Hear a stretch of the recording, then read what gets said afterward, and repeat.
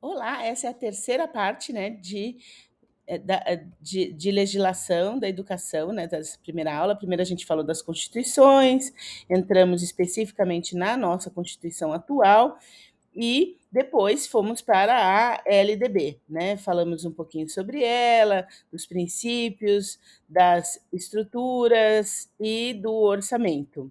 E agora, né, aqui chegamos nesse gráfico e agora a gente vai para os parâmetros curriculares nacionais, né? Tem uma grande discussão, né, se os parâmetros foram revogados, né, com a grande discussão a respeito da Base Nacional Comum Curricular, né, o BNCC, mas isso não é verdade, né? Os parâmetros, como o próprio nome diz, né, a parametrização é para criar parâmetros, né? Não é uma lei, não é uma diretriz, não é uma diretriz, né, num sentido bem amplo, não prático, não é um manual, não é uma obrigatoriedade, um roteiro de aula, nada do gênero, né? Então não poderia nem ser revogado, né, por uma estrutura com base legal, né? Porque não é essa a finalidade, né? Os parâmetros curriculares, então, eles são também chamados de cadernos. Por quê? Porque são dois praticamente, né? São dois, e praticamente cada capítulo é um caderno em si. Tamanha o detalhamento, né, dessas diretrizes, dessa parametrização, né? Então, a gente tem o específico, né, o conjunto de cadernos que costumam se chamar, né, que são os parâmetros curriculares nacionais para a quinta e oitava série, e os parâmetros curriculares nacionais para o ensino médio, que também tem os seus capítulos lá específicos, né? E o grande objetivo, né, de orientar a mudança da educação, né, para ser centrada no educando, né, para ser centrada na avaliação formativa, não somativa, né? Contudo, é um texto muito erudito, né? É um texto técnico feito, né, claro, divulgado pelo MEC, mas elaborado pelos profissionais da época, pesquisadores em colaboração com organismos internacionais. Então, o resultado é de uma erudição e de uma capacidade técnica tão alta que acabou sendo de pouca utilização no dia a dia das escolas, né? Então, por isso, talvez, essa discussão a respeito de poder ou não ser revogado, que não vem ao caso, né? E é interessante a gente ter essa diretriz aqui, né? Então, o aprender a conhecer, o aprender a fazer e aprender a viver com os outros e aprender a ser. Eu acho isso incrível, né? Veja como é bem importante, né? Aprender a conhecer, então saber, selecionar, acessar, integrar elementos, né, de uma cultura geral, né? Fazer parte, né, passar a fazer parte dessa cultura geral, né, esse educando ter acesso a esse conhecimento que a civilização lhe proporciona, né?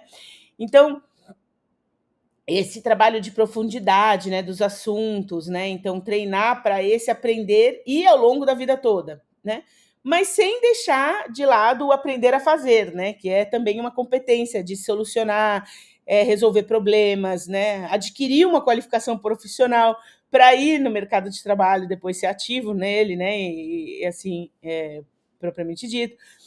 E também o aprender a viver com os outros, que é essa civilidade que também é colocada, né, na escola, que também é experimentada, é aprendida, e muito importante, né, a percepção das interdependências, a realização de projetos comuns, a preparação para gerar conflitos, o fortalecimento da identidade do educando, mas também respeitando o pluralismo, a diversidade, compreensão mútua, né, num ambiente de paz, sem essa animosidade, né, que o conflito possa gerar. E, por último, aprender a ser, né, desenvolver melhor a sua autonomia, o seu agir, né, possibilitar esse educando a ser o agente do seu futuro, né? E assumindo responsabilidades pelos seus atos, pelo seu currículo, pelo seu futuro, né?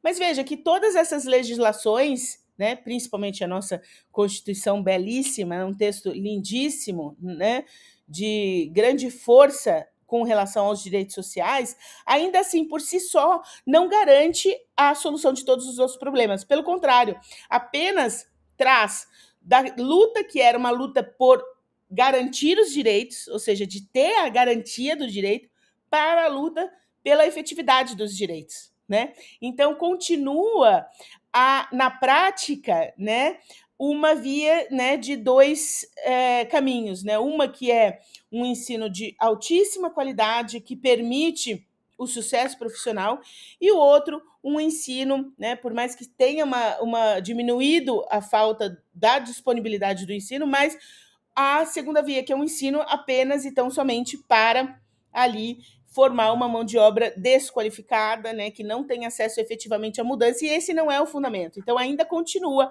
a discussão, né, de direito e privilégio. É um direito de todos, mas ainda é um privilégio na prática, né? Então, apesar de estar na lei, né, a gente ainda tem um longo caminho de atuação, né? A nossa geração ainda tem muito a fazer com relação a garantir que esse direito seja, na verdade, efetivado na prática, no dia a dia das empresas, das escolas, né? E vivido pela sociedade, né? O direito realmente, né, vivido, né, pela sociedade. Ainda, por exemplo, para vocês terem ideia, né, os números, a gente já falou sobre essas estatísticas logo na primeira aula, mas 2,5 milhões de crianças ainda estão fora das escolas no Brasil. É um número muito alto. E os 20% que não finalizam o primeiro ano escolar também integram os setores mais empobrecidos da população, né? Aumentou o acesso, sim, mas ainda muito longe da equidade de resultados, ou seja, a qualidade é ainda um desafio. Então, a gente vê aqui quantos alunos matriculados, né? Muita gente, 46 milhões, né? Em escolas públicas, 38 milhões, 8 milhões em escola particular, 178 mil escolas no Brasil inteiro, né?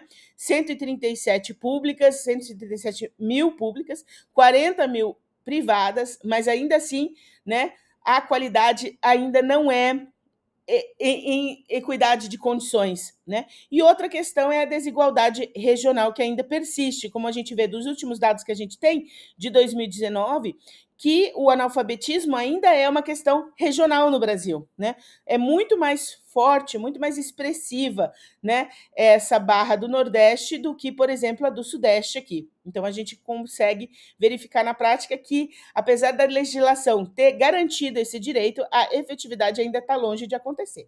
E aqui, para a gente terminar, né, eu gostaria de deixar umas questões aí para vocês pensarem, né? Primeiro, explique a relação entre direito, educação e cidadania, né? O que eles têm a ver um com o outro, né? E o que quer dizer a expressão de via dupla, né? Uma de sucesso e a outra de inserção no mercado de trabalho.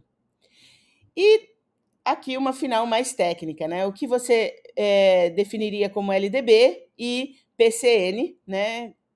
Quais seriam as suas aplicações, respectivamente, tá? E com isso a gente termina, então, essa aula virtual, né? Qualquer dúvida, entre em contato comigo e semana que vem, né, estaremos aí presencialmente para discutir mais e esclarecer alguma dúvida que tenha sobrado. Um abraço, tchau, tchau.